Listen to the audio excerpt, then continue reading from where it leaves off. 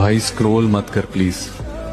मुझे नहीं पता कितनी रील्स के बाद ये रील तेरे पास आया होगा, पर बस 30 सेकंड मेरी बात सुन ले।